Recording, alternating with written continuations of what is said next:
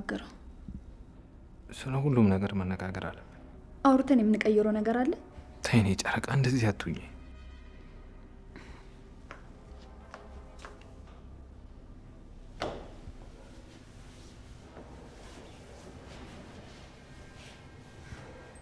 እፉዬ እባክሽ ፊትሽን አታዞርብኝ። አላዞርኩብህም። መሆን ያለበት እንደዚህ ስለሆነ ነው። እፉዬ እንደዚህ አትበይ። እንደዚህ ነው መሆን ያለበት አትበይ። በጭራሽ እንደዚህ መሆን የለበትም። እፉ እኔና አንቺ እኮ እኔ ለአንቺ አንቺ ለእኔ ነው የተፈጠርነው። ቆይ እስካሁን ታግለን የለ? አሁንም አብረን ነው መታገል ያለብን። በመሀላችን ምንም ክፍተት አያስፈልግም።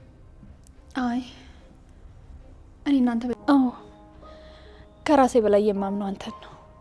ስለዚህ እኔ ሄጄ ነው ያሺ። አብረን ካልተመለስን እኔም አንቺ መጽናናት አንችልም።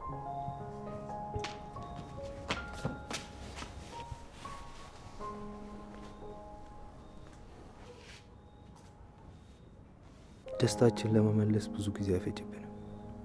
እባክሽ አትድከሚብኝ። እኔ ላይ ተስፋ እንዳታጭ። ሁሉም ነገር እናሳኳለን።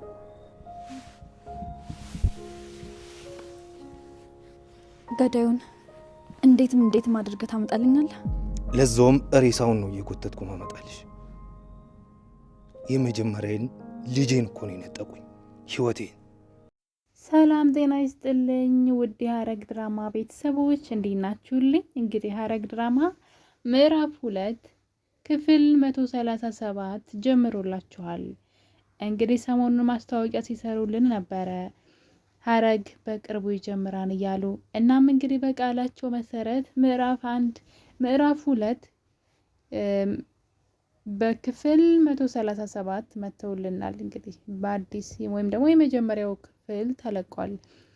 እንደምናስታውሰው በ136 ላይ ፍጻሜ ብለው ነጭ በነጭ ለብሰው ኤፍራታና ናታን ደግሞ ልጃቸውን ያፌትን ይዘው ሞቅ ሸብረቅ ብለው ድራማውን ቢዘጉትም በተመልካች አስተያየት መሰረት ምናልባት ምዕራፍ 2 እንቀጥላለን ብለው መጥተዋል።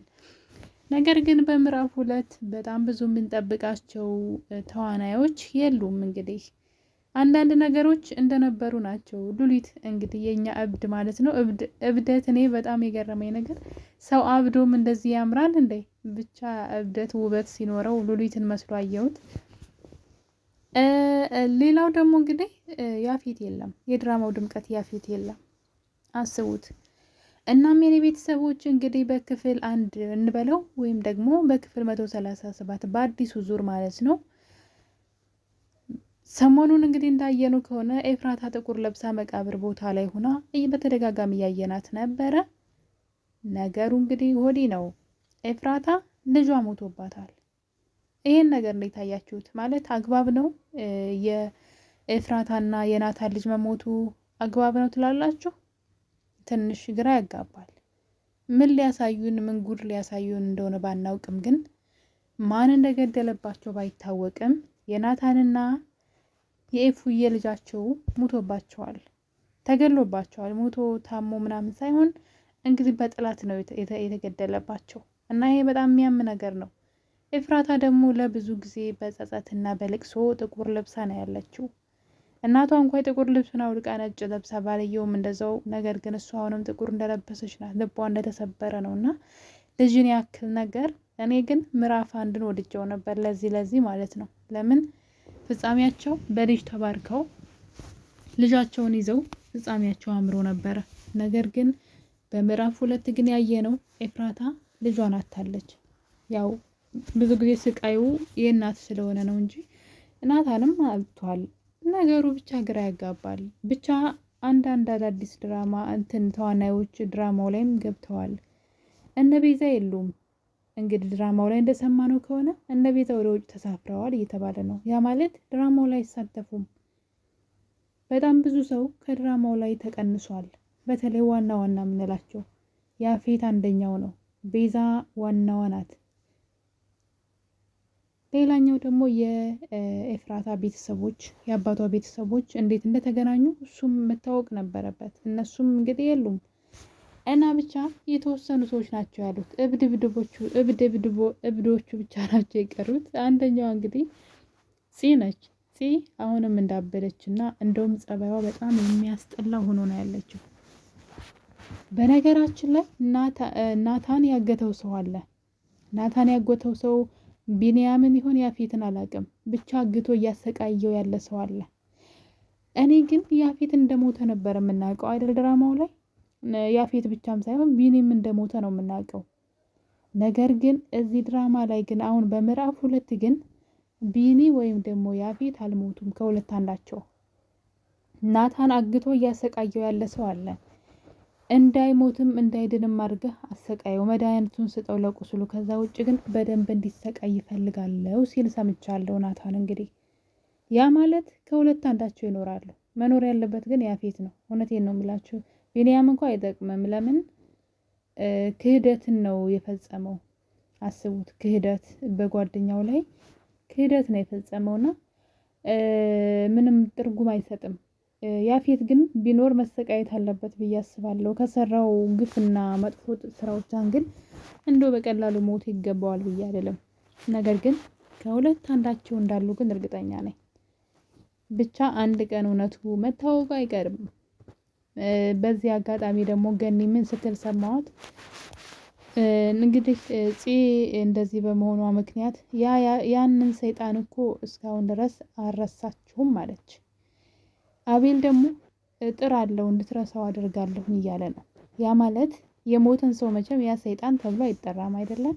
በቃ ሞቷል። ሰው ከሞተ በኋላ ምንም አይባልም። ስለዚህ እሱስ አለ ወይ በህይወት? ብቻ ትንሽ ግራ ያጋባል። ፂ ደግሞ እንዳበደች ናት። ምንም የተለየ ነገር የላትም። ሰካራም ሆናለች፣ ዱርዬ ሆናለች። ማንንም ሰው አሰማም። አቤል ደግሞ በእሷ ፍቅር እየተሰቃየ ይገኛል። እና እንግዲህ ኤፍራታና ናታን ደግሞ ኤፍራታ ናታንን አልፈልግም፣ እኔ እናንተ አብረን መሆን የለብንም፣ እድላችን መጥፎ ነው፣ አብረን ስለሆነ ነው ልጃችን ያጣ ነው። ስለዚህ እኔም ላንተ አንተም ለኔ አትሆንም፣ ከዚህ በኋላ ከኔ ራቅ ብትለውም እሱ ግን አልችልም ብሎ እንግዲህ ቢላትም እሷ ግን እንደውም ወልደን እንተካለን በቃ አንመልሰውም ሲላት በፍጹም እኔ እናንተ ምንም ነገር መተካት አንችልም፣ ጠላቶቻችን እንኳ አናውቅም፣ ማን ነው ልጃችንን የገደለው ሰው እንኳ አይታወቅም ብላ ኤፍራታ እንግዲህ ተስፋ እንደቆረጠችና መታገል ሁሉ እንደደከማት ለናታን ብትነግረውም እሱ ግን ምንም ነገር ከአዲስ ይጀመራል፣ ከአዲስ እንጀምር እያላት ይገኛል። እናም በዛ የተነሳ አኩርፋው እምቢ ብለው ነበረ። ልክ ሲሄድ ግን የኔ ናታን በቃ እታገላለሁ ካንተ ጋር ሁኝ ብላ እንግዲህ ወደ ናታን ተመልሳለች። እንደ አዲስ ህይወት ሊጀምሩ ነው። እንዴት እንደሆነ ብቻ ትንሽ ግራ ያጋባል። ልጃቸው ሞቷል። ከዛ እንደ አዲስ ህይወት ሊጀምሩ ነው። ሌላ ስቃይ ማለት ነው። በሌላ በኩል ደግሞ ኤፍራታ መቃብር ቦታ ሆና እያለቀሰች የሆነ ሰው በሱፍ ዝንጥ ብሎ መጥቶ ኤፍራታን ማየት ተደብቆ ይጀምራል። በመጨረሻ ግን ልብሱን ይቀይርና ዝም ብሎ የዱርዬ ልብስ በነጠላ ጫማ በምናምን ሆኖ ብቻ መጣና ኑን ኤፉዬ ራሷን እንደመሳት እንደማዟር ሲያደርጋት እንግዲህ አንስቶ ሳቅፏት ቤቷቸው በር ድረስ ሄዷል። እሱስ ደግሞ ማን ይሆን? ብቻ ትንሽ ወሰብሰብ ነገር ብሏል። እየቆየን ስንለምደው ካልሆነ በስተቀረ አሁን ላይ ግን ልክ እንደ አዲስ ነው የሆነው። ብዙ ሰዎች የሉም ደግሞ በተለይ ደግሞ ቤዛ መኖር ነበረባት። ቤዛ የለችም። ገኒ ከነ ልጆቿ ብቻ ነው ያለችው። ሌላ ሰው የለም። ቤዛ ትመለሰልን። እንዲሁም ደግሞ ያፌት ራሱ መኖር አለበት። ባይሞትም እንኳን እየተሰቃየም ቢሆን መኖር አለበት ባይ ነኝ። በሌላ በኩል ደግሞ አውቆ አበዷ ሉሊት ናት። አውቆ አበዷ ሉሊት እንግዲህ እብደት እንዴት እንደሚያምርባት እኔ በጣም ነው የምትገርማችሁና ነገር ግን ሉሊት ያበደች አይመስለኝም። ሆን ብላ የሆነ ተንኮል እያሰበች እንጂ ሉሊት አላበደችም። አይታችኋት ከሆነ ገነት ምግብ ወስዳላት ምግቡን ልክ እንደ እብድ እያደረጋት ስትቀብጥ እየበላች ነበረ። ልክ ገነት ግን ከሷ ዘውር ስትል ተከትላ ምግቡን አስቀምጣ እያየቻት ነበር ራቅ ብላ እስክትሄድ። ልክ ገኒ ርቃ እንደሄደች ስታውቅ ወዲያው ፊቷ ተቀየረ። ከዛ ከብደቷ ወጣችና ስለዚህ የሆነ ተንኮል እያሰበች እንጂ በፍጹም ያበደች አይመስለኝም ሉሊት ማለት ነው። እና የኔ ቤተሰቦች እናንተስ ሐረግ ምዕራፍ 2ን እንዴት አያችሁት? ጅማሬውን ወዳችሁታል? በተለይ የፂ ጸባይ በጣም ነው የሚያስጠላው። እኔ በፊት እንደዚህ ያልነበረችም ተጃጃለች። ብቻ እስኪ ከገኒ ለውጥ በስተቀርና ከሉሊት በስተቀር ያለው ነገር ብዙም አይስብም። እንግዲህ እየቆየ ከሳበን እናያለን። እና የኔ ቤተሰቦች እንግዲህ በቀጣይ በሌላ ክፍል እስከምንገናኝ ቸር